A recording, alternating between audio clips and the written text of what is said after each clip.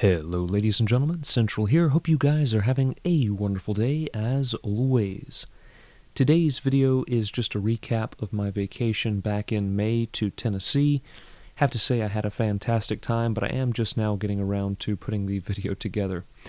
On the way there, I did want to capture some flying footage. Unfortunately, it was rather turbulent and I was fighting headwinds the whole time, so I didn't really feel like bothering with cameras on the way there. I did pull my phone out and snap a couple of photos, which is what you're looking at now.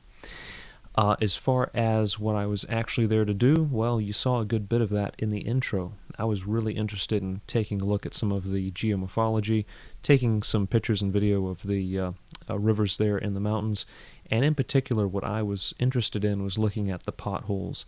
Some of these old, fossil features that you just don't see being created anymore, and they're really fascinating to go take a look at. If you're in Tennessee and you want to look at some of these features that I have shown you in the intro, a lot of that was taken at the Institute at Tremont. There's a trail there that leads up the mountain, and it's pretty uninhabited. There's just not a lot of people going up and down that trail, at least not when we went. So yeah, we had it pretty much all to ourselves, and we were able to, walk right up to the river, take pictures, and really enjoy looking at, frankly, the ancient destruction that came rolling through.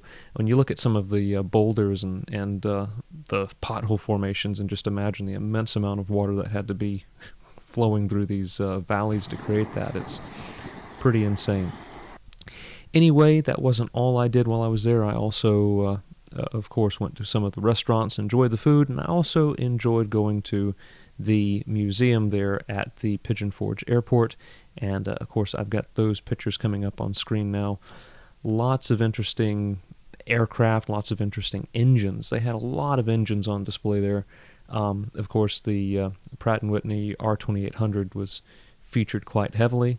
They had some examples, of course, out in the open. They also did have examples in some P-47s, and those are flying P-47s. Some of these aircraft in their collection actually do fly. Of course, there were also some Cold War era jets, and of course there's a nice P-51 on a plinth. So there was a lot to take a look at there, and if you ever do get to go into the Pigeon Forge area, I can recommend taking a visit at the museum there. Now, this was a self-guided tour. There wasn't anybody bothering me while I was going through. There weren't a whole lot of people there, so I was able to, again, enjoy just taking a look at things and snapping photos without people getting in the way. What I did end up getting as far as flying footage, though, was my flight home. No problem.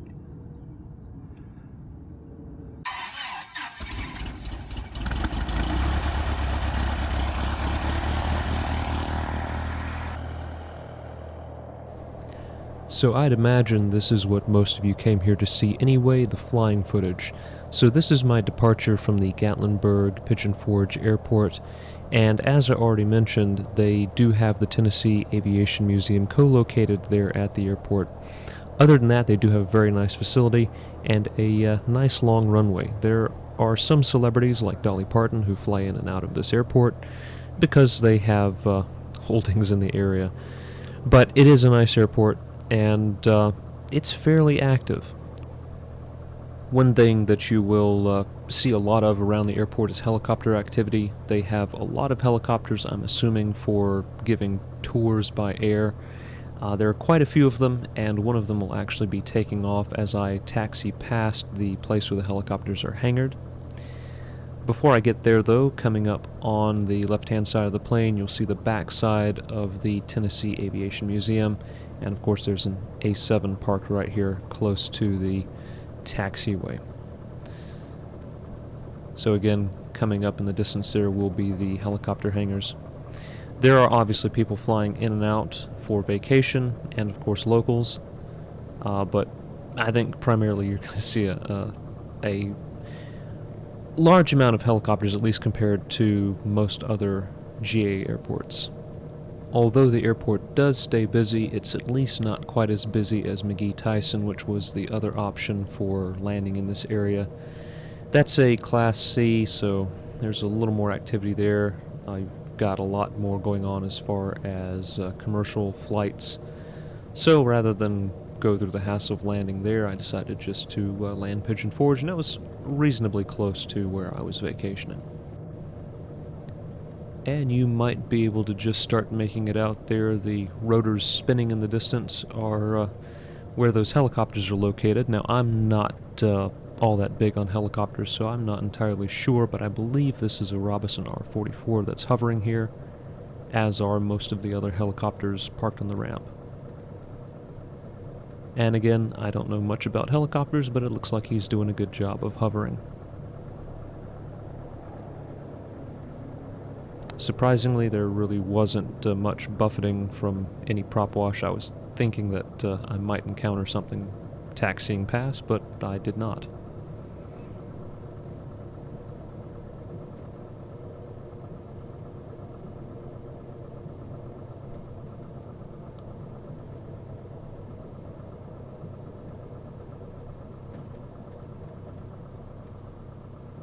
Alright, taxiing up to the hold line here, I'm going to go ahead and do my run-up.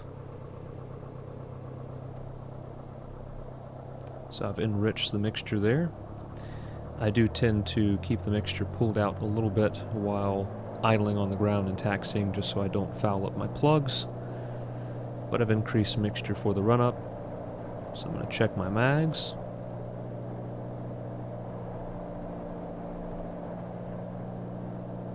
Now I'm checking carb heat. Got the drops I was looking for, so I'm going to throttle back here. And I'm going to pull the mixture out just a little bit, since I am slightly higher than my almost sea level airport back home.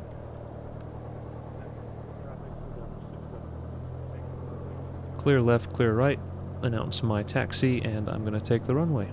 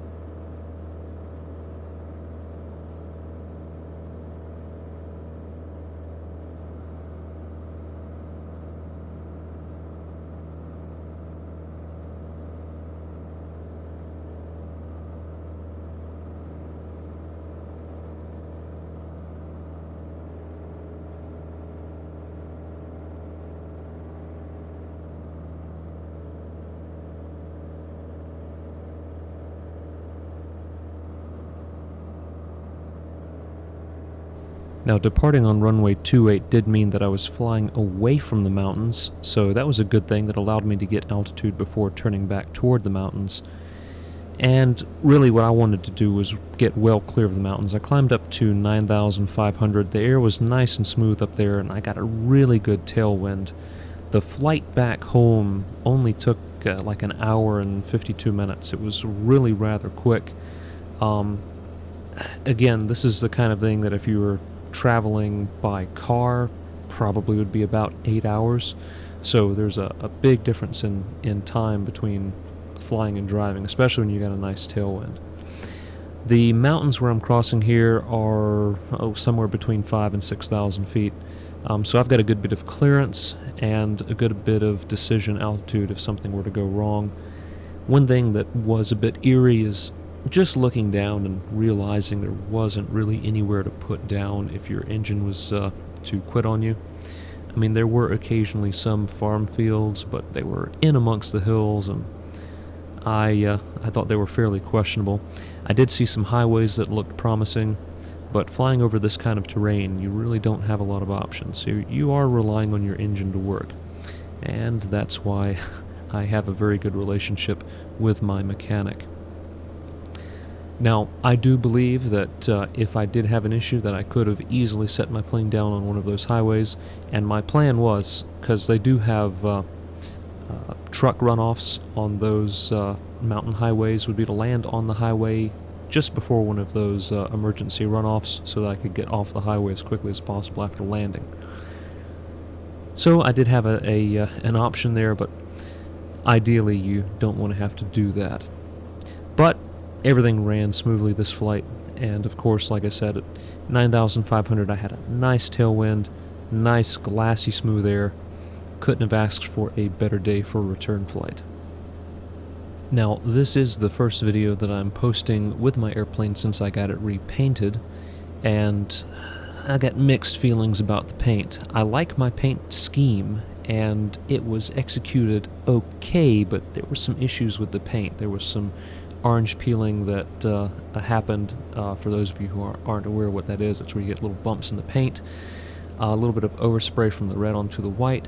Some things that really weren't quality work on the part of the painter, and I've had him come out and work on it a little bit, but he seems at this point to have ghosted me. He doesn't want to come back and finish fixing his errors. I have been encouraged to take legal action against the guy, but to be honest, it would probably cost me more than it's worth based on how much I've put into the paint job, so I'm not going to bother with it. The question has come up before with how difficult is it to spot other aircraft while you're flying around? Well, here's a good example. There is an aircraft basically in the middle of the screen here. It's a little white dot against the ground, and what that is a Cessna 172. Now, I am about 2 statute miles away from it, considering both the altitude and lateral separation. And the 172 has a wingspan pretty close to the same as a P-51. So that's how small it is at that distance. And bear in mind, that was a bright white airplane, not something that's been painted with camouflage. So that kind of puts it into perspective as to how difficult it might be to spot aircraft in real life, especially if they're not trying to be seen. Now, as I was getting close to my destination, I saw that there were some control fires being burned. Basically, these are fires just to clear out underbrush in pine forest to prevent actual forest fires. So there's a lot of control burning that goes on, and these particular fires showed me some things that helped me plan where I wanted to be as I approached my home airfield. You can see that the smoke rising is pretty turbulent and coming slightly to left to right, but still climbing fairly vertically there right over the fires. That kind of indicates that there's a lot of turbulent air, but there also is a tremendous wind shear where the smoke kind of anvils on top. So I did not want to descend into that. Not only would it be a rough ride, but I would lose the tailwind. That same tailwind that's pushing me along and is nice and smooth is what's causing that anvil top there on the top of the smoke cloud. So I did not want to descend, and I couldn't fly through the smoke cloud. Obviously that would be no different than flying through a regular cloud, and since I'm flying on a VFR, or performing a VFR flight here, only using flight following, that would be out of the question. So the only real decision here would be to fly over the top of it. If I descended early, that would slow me down. I would be in turbulent air, rough ride, so I was going to go over the top of it. That did mean, however, that I was going to be very high as I approached my home airfield, which meant that I would have to make a pretty rapid descent. So that was going to be interesting, but I definitely didn't want to descend below that. Now, as I got closer to the fires, I could actually look down and see the fires themselves burning. Not sure how well that comes across on the video, but you definitely can see just how turbulent the air is around that smoke.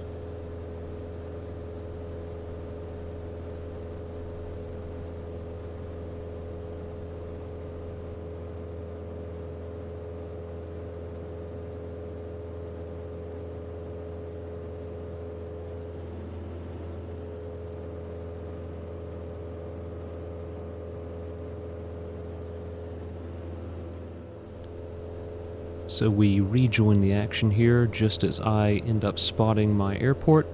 So I went ahead and called back to ATC to cancel my flight following.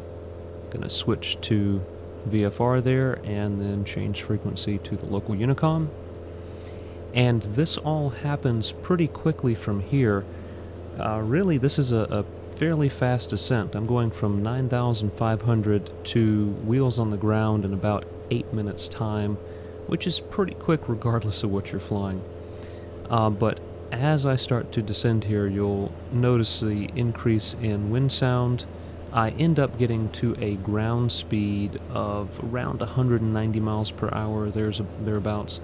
Now, I didn't get that fast in airspeed. There's a difference between ground speed, obviously, and airspeed. So ground speed is literally the speed that you're going across the ground, whereas airspeed is what the oncoming air that the wing is experiencing looks like. So I have that tailwind, and that does persist even as I descend. So I've got that kind of canceling out my forward movement. And also the air is thinner, so that's going to reduce your airspeed as compared to your ground speed. So despite the fact that I was going so fast, I wasn't anywhere near exceeding the structural limits of the aircraft.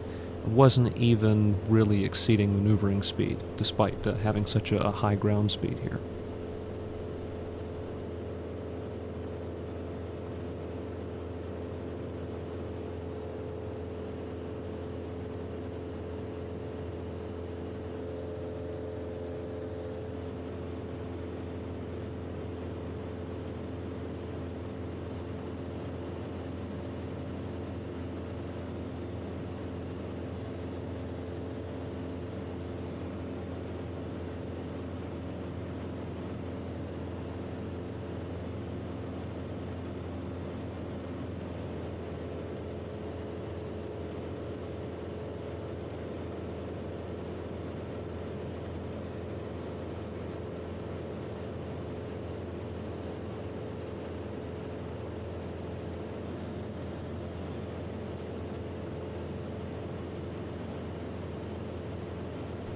It's at about this time that you can just start to see a little bit of the buffet from the turbulence.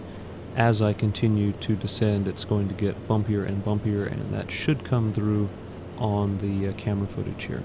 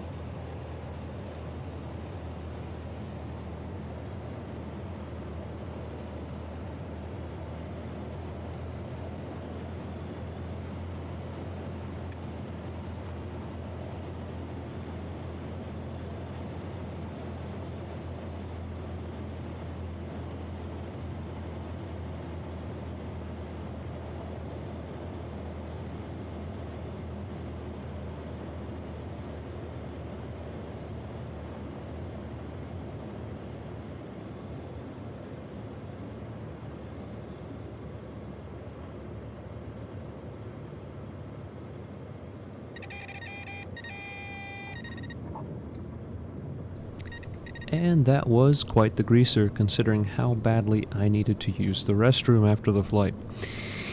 That's all I have for you today, folks. Hopefully you enjoyed. I will see about getting some more footage of my airplane now that I am flying it a little more regularly again. If you guys know anybody in the southeast region that does a good job at fixing other people's painting mistakes and would maybe be able to take a look at that orange peeling I have, please do let me know in the comments section below. Especially if you do the work yourself, I might see about bringing my airplane to you. In any case, thanks for watching. I will catch you guys later.